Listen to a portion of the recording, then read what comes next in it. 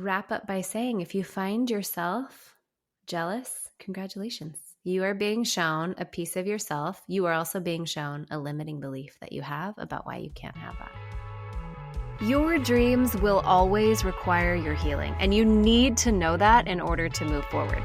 If you feel stuck in your creativity, your art, your business, or your life, then it's essential to understand that you are being asked to heal what's in the way of you creating what you dream about. This podcast is all about the relationship between your emotional health and your creativity. I'm Courtney Lancaster, and this is the Heal Create podcast.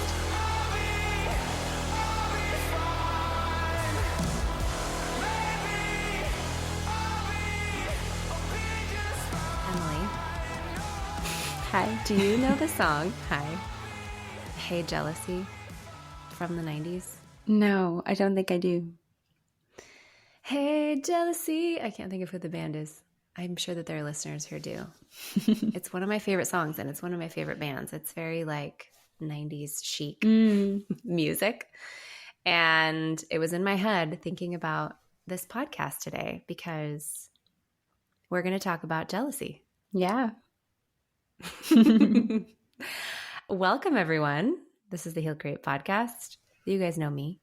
I'm Courtney, and I have my favorite co-host with me today, Emily. Hello, Emily. Hi, everyone. Thanks for having me with you, Courtney.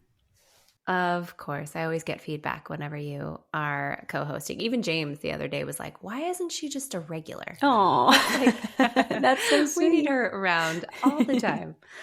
So yeah, we are going to be talking about the topic of jealousy. Mm-hmm. And the reason why I want to bring it up is because it actually has a huge, it's a huge deal, and it has a lot to do with authenticity and with becoming and transformation and moving into the life that you want to build, the life that you want to live. And I want to explain why that is. But you had said something before we started this about a post that I made from a while back. Yes, I think it was, oh gosh, it must be 2019 or 2020, I think, that you posted this. So if anyone wants to go back and scroll and try and find this post, maybe we'll link it in the show notes, because I really remember seeing you post this. This was at the time when we were just working together and I didn't really know you. Like, I'd followed you on Instagram maybe, and we'd had a couple of sessions together. And I remember reading this post that you shared in the graphic. It was jealousy is just inspiration plus scarcity mindset, or a feeling of scarcity. And I was like, what? I have never heard anyone share about jealousy like this. And I think at the time I was in ministry school, and so very into the church world. And, you know, I think a lot of people can relate to this, because I've had clients too who struggle with jealousy, or would say they struggle with jealousy. And when I introduce this concept to them, they feel very offended and somewhat confused, I think, because in the church world, I think that feeling of jealousy is quite condemned, and there's a lot of shame around it. And I think when I read your post, I felt a lot of permission to explore that a little bit more, and to kind of see what it would look like to reframe how I thought about this emotion. Because I think for so many of us, we still do have those split like categories of good and bad emotions. And so jealousy definitely fell in the bad category for me back then. And so it's been really cool actually to see over the years, as I've integrated that idea that you posted about into my life, and how it's helped me process through a lot of my emotions that maybe felt quite confusing or shameful before. But yeah, do you want to share a little bit more about that post? Yeah, I was going to ask you, did it make sense to you at the time? Yeah, it did. You know, when something makes body sense, not mind sense, like it really resonated with me. That's what I would say. I think that post at that time, I remember a few years back thinking about, I had noticed that a lot of the things that I was interested in and moving toward had roots in me being jealous that other people had them first. And there was a lot of scarcity. I mean, we all, potentially hold a lot of like scarcity mindsets, but for me, it was, there were a lot of scarcity about what I was allowed to have because of the resources available to me, because of my identity, because of who I am. Like there was a lot of scarcity, just around what I might be able to accomplish and what was available to me. And so I began to recognize that like the more that I moved into my authenticity, and again, this is something we've talked about a lot and we've had episodes on, but like knowing your authentic self is your North Star for moving forward and getting out of stuckness. And for me, getting out of depression and anxiety was really understanding who my authentic self was. And I could see the connections between my authentic self and the things and the people that I felt jealous of. So, so the biggest realization to me was recognizing, jealousy is just inspiration in disguise. Jealousy is just showing me what lights me up. And it's also showing me that I have a belief that I either don't deserve it or I can't have it. Yeah. And that was huge for me in understanding this really painful emotion of jealousy. Yeah. And so I can look back now, especially now, and see that a lot of the things that I'm doing now, and I'm like fully doing them, have started with me being jealous of somebody else having them. It's so interesting. I know. Isn't that so interesting? And what I've also found, and this is true really for everything that I felt like I discovered or I don't know, made up, is that it's all, that information's already out there. There are other people that I found and other resources that explain it really well and better than I do, and can corroborate that, can really like reinforce that truth that like, jealousy is just you thinking you can't have the thing that you actually want. And so, there's the jealousy that comes up with your authentic self wanting to do or build or have a certain thing. And like the thing that person has is the actual thing that you want to do. Like a friend of mine is putting out an album or something. And I just would have in the past been like, that's so not fair. Or like, man, they always get what they want, whatever dumb thing that I would say. And there were like obvious light bulb moments of like, oh, that's because that's what I want to do. Right. And then there's the kind of jealousy that's like, you might think that you want the thing that they have, but actually what you're wanting is maybe the feeling that thing that you think that thing is giving them. Like there's a lot of like, sometimes I'll have, clients just come in so much shame talking about the jealousy that they have over like their best friend's husband or like, something that just feels like, I can't even believe that I'm like so envious of this. Yeah. But really when you uncover it, it's actually showing you a need. It's showing you like something there that you are wanting to experience in your life that you don't think that you are allowed to have or that you can have. Yeah. And there's nothing wrong with that. And once you uncover that need, if the thing that you're jealous of doesn't align with your values or your like authentic desires, then it's just showing you a need. That's, an invitation for you to learn how to meet that need. Does that make sense? Yeah, it makes sense. Yeah. As you were sharing, I was thinking about how this concept, jealousy as inspiration, is very much blame free. Like you're kind of taking the blame or like you're taking the focus off that other person and you're turning it back towards yourself again and taking responsibility for the emotions that are coming up around whatever thing it is.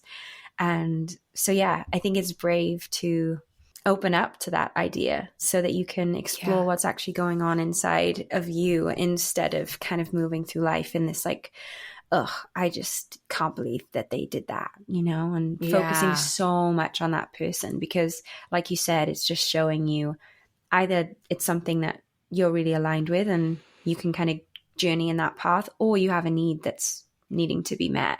And you get to meet that when you kind of put the focus back on to yourself instead of focusing on another person or an external thing. Totally. Which is the reason why people try and suppress or get rid of or swear off jealousy. Yes. Is because we all know the path that jealousy leads to. It's bitterness, it's resentment, it's disconnection, which is the opposite of a healthy human experience, which is always, always the question that guides everything that I'm interested in. What makes a healthy human? And we all know, that's not a secret, that we all know that connection is, you know, the outflow of a human body that feels safe and present. Yeah. And so it makes a lot of sense why some of the advice, especially from religious, you know, ethical systems and organizations, would be to like throw out jealousy. Yeah. And the wonderful thing about living in this day and age is that we have so much information around the idea that like there's no bad part of you. There's nothing that we can't work with. Yeah.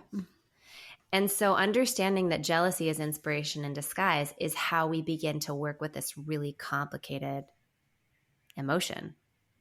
So can you think of anything in your life or any experience that you've had where you noticed jealousy come up and it showed you that it was actually something that you thought you couldn't have? Yeah. I just had a moment come up this last week or so. What happened was one of my friends is expecting a baby this year, and that's obviously something that I'm wanting at some point in life.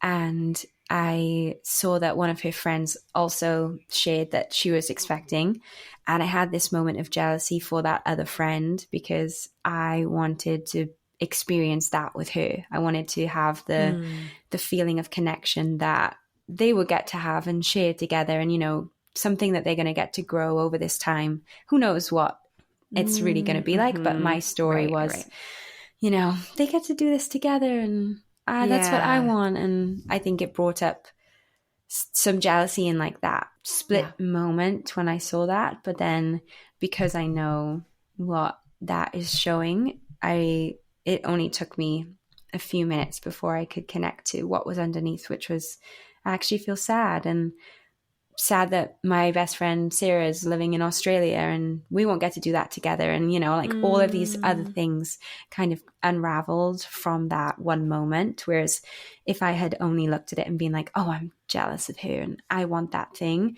it wouldn't have been the whole story. And the truth is that I know that season of motherhood will come for me one day, but right now that's not the plan, and that's great. Right. So it's kind of like maybe I could have convinced myself that that's what I wanted right now because I felt that feeling. But because I was able to kind of peel back the layers and journey into what I was actually feeling, I got to be with those parts of me that feel sad about it and a longing for connection. Yeah. So that feeling of jealousy connected to your authentic self, because your authentic self actually highly values, well, there's a lot of things there that your authentic self really values. Like, I know that, you know, feminine like journey and birth is really something that is you've been drawn to, and supporting women in that season, and then also experiencing it yourself, but also just like connection with other women is a huge something that really, really does inspire you, and something that you feel like you haven't been able to experience as much as you want to. Does that feel true? Yeah, that feels true. Yeah, for sure. Totally. Yeah. Do you know the difference between envy and jealousy?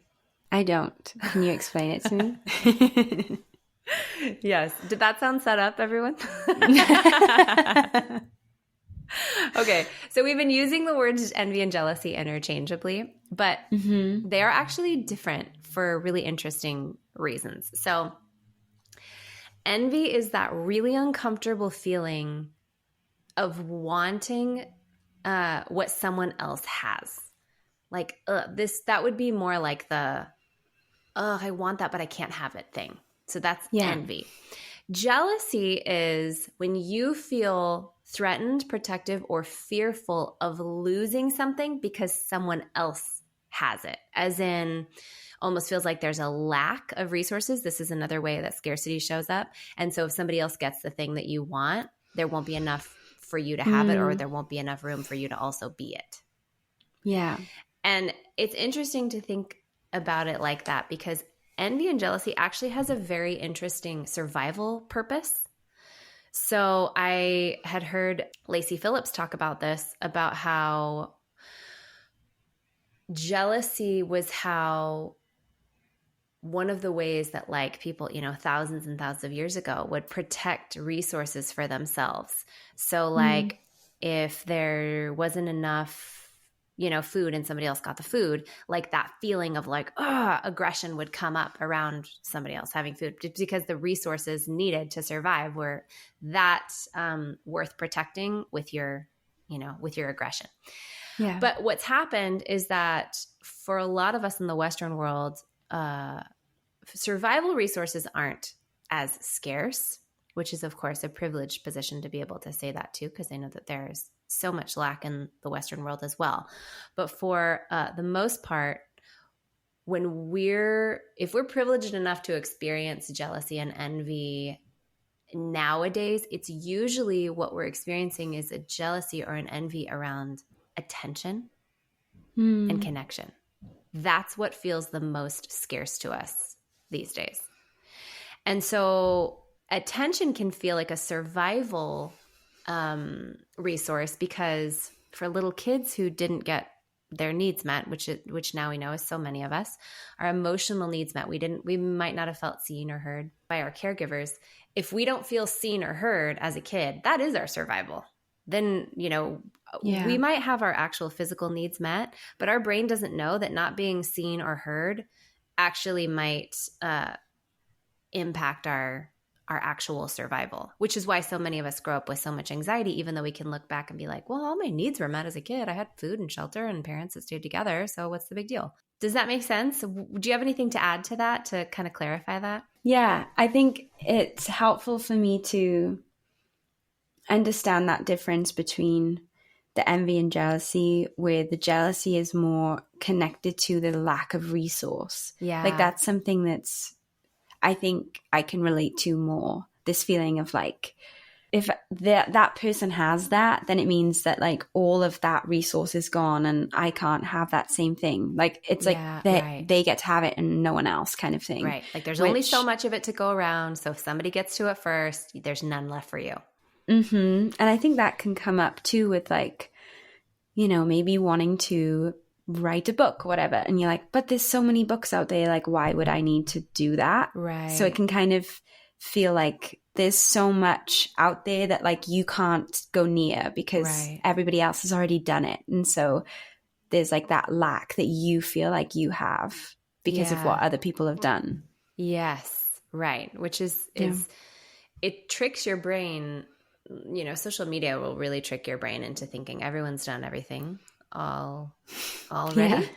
And, the truth is there's 8 billion people in the world, and there's enough room for your ideas. There's enough room for your impact in the world, your influence, your art. There's so much need for that. And I think it's important for us to hear as often as possible that it might be similar to what someone else is doing, the thing that you want to create, but it will never be you that's doing it or saying it from your, history and your perspective. And so it's really important to recognize that jealousy when it comes up and that envy when it comes up, because if you can switch it immediately to like, what is this showing me about me? I think what's been interesting working with clients is a lot of times, well, first of all, I'll say every single time jealousy and envy is showing them something about themselves. And I think what's interesting is what also comes up, and you said it in your story as well, is additional complicated emotions that they might not be ready to feel. And so jealousy is an easier way to deal with that discomfort than the actual, maybe it's grief. Like you said, you had sadness come up when you really explored it. Yeah. Or maybe it's actually fear. Yeah, that makes sense. if I'm really jealous because somebody else, I work with actors who like somebody else got the part, and they'll just be like so frustrated and jealous, and it just feels like there's never enough opportunity. But then when an opportunity does come in and they freeze, or they're really nervous or really scared about it, well, that shows us, oh, okay, so there's actually like a fear of being seen. It's easier for a lot of people to stay jealous than to face the fear of being seen and heard around the thing that they actually want to do. Yeah, that's so good. You said that so well. Yeah. There's so many things that we can do to reconnect to our authenticity. We have a course out, the U series course. There are a lot of different exercises you can walk through. But I think the best shortcut out there is paying attention to what inspires you.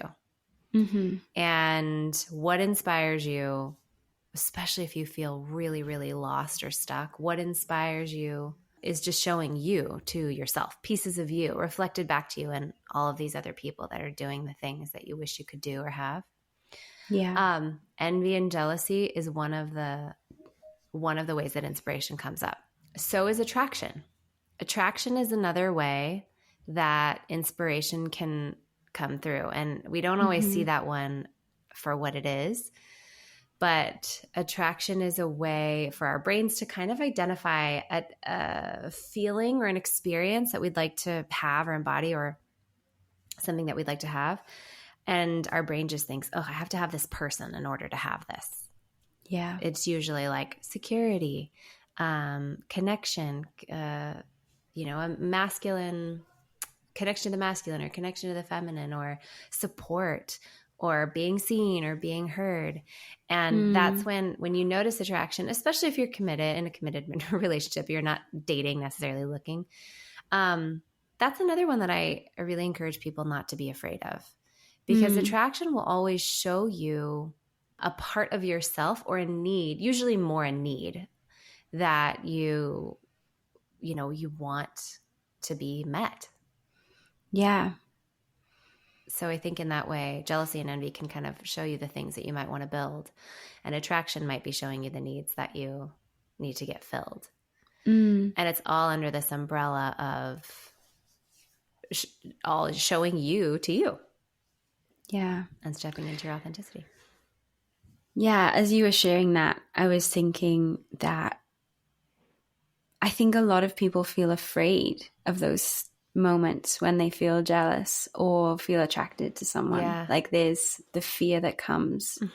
And if it was me that was feeling afraid, I would ask myself, why? What about this feels so scary to admit to myself that I feel, or to share with someone else? Because I think sometimes we attach so much meaning to those emotions, and we make this story about ourselves then. Totally. So I must be bad that I'm jealous of my best friend, for instance, or whatever it is. Like I shouldn't feel this towards maybe even my partner, you know, like maybe you're jealous of what your partner is getting to achieve and you want to do that too, whatever it is. Yeah. But yeah, if you feel stuck around exploring it, maybe you could just start with the question, why does this feel scary to explore? Yeah. And see what comes up. Such a good question. I think for me, I know, why does this feel scary to explore? I found over the years that a lot of the reasons why it felt scary to explore those feelings was because we live in a culture that does take everything literally. Yes. And so attraction means you're with the wrong person. Attraction means there's somebody better out there for you. Envy and jealousy means that that's a toxic person you need to cut out of your life. Or like there's something wrong with you. Like, or even demonizing the thing that you want of the person. I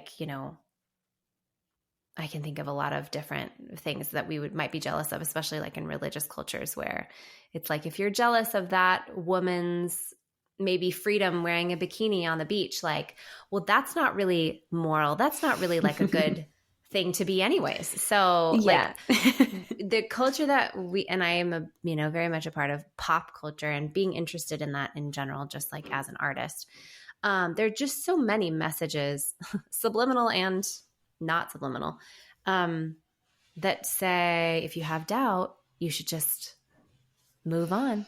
If you have any kind of, feelings, you should act on them and take them literally. And that is, I think, a huge reason why, first of all, why it's incredibly important to know who your authentic self is. Because if it doesn't match your authentic self, then you know that you're working within, the realm of, like Cheryl Paul would say, the realm of metaphor. You're working with like, what are the needs here that need to be met? What is this showing me about me? That doesn't mean I have to blow up my whole life. Yeah. But that is actually just showing me different perspectives of the things that I actually do want and can only see because it's mirrored back to me in this other person.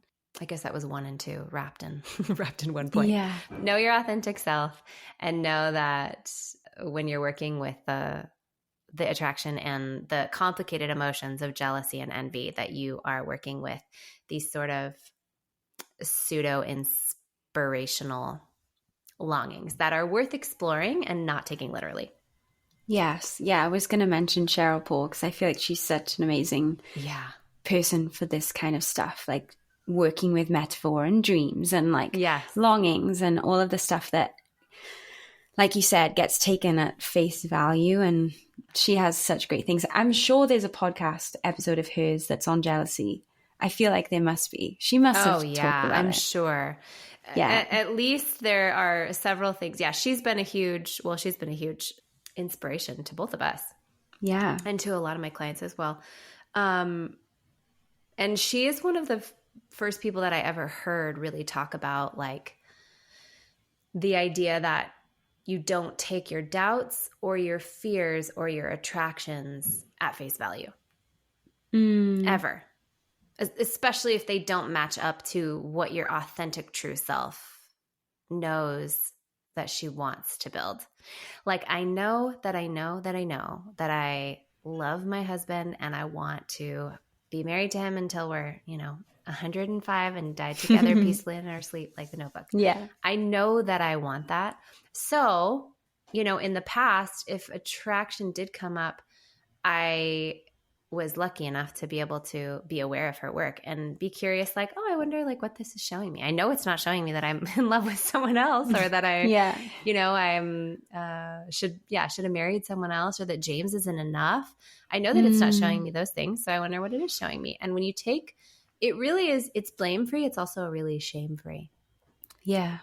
When you know like who I am inside, I've got this, imago Dei essence of God inside of me. I'm like, so loved, such a loved child. Like, it's okay to be curious and to be open and honest about those things and to talk about them because you'll always find, I think Cheryl Paul is the one that says too, you'll always find the gold inside. Yeah. And you'll always find a piece of yourself that was meant to be found and meant to be integrated into the whole of who you are because it's probably a need that you've carried for a really, really long time or a desire that you've carried for a really long time that you were meant to realize in this earth. Yeah. I just took a deep breath when you said that because it felt so relieving. Like, it felt like relief to hear that. Like, oh, which part? There's goodness inside, like the Imago Dei, image of God on the inside. Yes. And remembering that, centering back on that, I think feels powerful. Yeah. With all the messaging and things we can hear these days, which is beautiful and helpful and also sometimes gets a little sticky when you can, have so much information, but that feels good. Totally. Yeah. Well, yeah, I would love I wanted to ask you if you had an example of a time that you felt jealous and how you processed through that. Never, not even one time. Yeah, I never really struggled with it. I don't know how that is for you guys, but anyways, gotta go. Yes, I think there are interesting things that have come up in my artist journey. Jealousy is just it's been honestly like a really interesting, it's its own kind of North Star in a way, because I just am coming into this with so much belief that I'm not supposed to be here. Like, it doesn't even feel sad to me. It feels like, no, that's just true. Like, yeah, like nobody wants me here. So not that nobody wants me here. I know that sounded like, I didn't mean for that to sound the way that it did. But I think that there is a lot of subconscious belief from my specific upbringing and with some very specific wounds that happened, combined with my identity as like a middle-aged white Christian mom, and those things combined just make me feel very like it's an uphill battle for me to feel like I belong. And it's my own work to do. And I recognize now, like, oh my gosh, none of that serves me. Everyone is thinking about themselves just as much as I am thinking about myself. Yeah. And I don't shy away from that work. I feel like and you and I talk about this too, but it's like honestly so fascinating. I'm like, where did I get these beliefs? How interesting. It doesn't feel like true to my true self. It feels like true to parts of me though. Yes, so I noticed that jealousy is really a way for me to continue to confront the things that I believe about what I'm allowed to do with my music and my art. And it's interesting because there are other areas of my life where I feel no imposter syndrome, no, like coaching. I love coaching. I feel completely comfortable with it. Even podcasting now feels like a really easy thing to do. Talking with people, even singing at church. Like there are a lot of things that I feel like feel just really effortless to do. Writing my own songs and releasing them is something that I like only knew that I wanted to do because I felt jealous of other people doing it. Like from the time I was a kid, it's like I only knew that I wanted to perform because I would like be like so envious of these singers that would put out these such amazing performances. So, and then I would get so inspired, and then I would feel like, oh, but that's not for me. Like as a kid, a little kid, that's not for me though. And then just feel like stuck in my envy, like, ugh. So now that I have the tools and I'm returning to it over the last few years, it's been really cool and hard to see like, oh, these beliefs are worth changing and letting go of. They do not serve me, and they are not the truth. They're just how I felt, as a kid. So I think specific examples, I can just think of like my friends, like when I started to get into an artist community, and then my friends would put out songs and albums and put on shows and go on tour. Then I was like, oh, like lucky for them. Must be nice. Like Ashana Nyquist always says, like, pay attention to your must be nice. That's good. Yeah. Obviously it's the whole point of what we're saying. Yeah. Jealousy is just, showing you what inspires me. This might be a tangent, but I'm also thinking about growing the safety to be honest with yourself about what you want and owning like, oh, I actually so badly want this thing. And I didn't realize, but it's been coming up in this way. And that's also another part of it, being safe to express and to own what you love, what you want, even if it might be confusing to some people or whatever it is. Yeah. I think there's, for me anyway, has been moments of being honest with myself. Like, oh, I didn't see this about myself until I had this feeling come up. But now I see it, I can't unsee it. Yeah. Well, and that's like the magic of that idea that jealousy is inspiration in disguise, or jealousy is inspiration plus scarcity, because it's exactly like you said, once you see it, you can't unsee it. So then it makes jealousy feel a little bit fun. Yeah. Because you're not the process is always fun. We've talked about like digging up jealousy covering grief and anger and all the things. But you don't realize, I think, how often you might actually feel a twinge of envy or jealousy. And just, chalk it up to normal human experience. And it is, but it also has the opportunity to show you who you are. So then it makes it like this treasure hunt of like, oh, is that a piece of me? Like, why was I jealous of that? What? So I think I would wrap up by saying, if you find yourself jealous, congratulations. You are being shown a piece of yourself. You are also being shown a limiting belief that you have about why you can't have that. Yeah. Anything you want to add? No, you said it beautifully. Also, I remembered that band is called the Gin Blossoms, and that officially ages me a lot. Yeah, I've never heard of them. No, nor would you. They're very American and very 90s.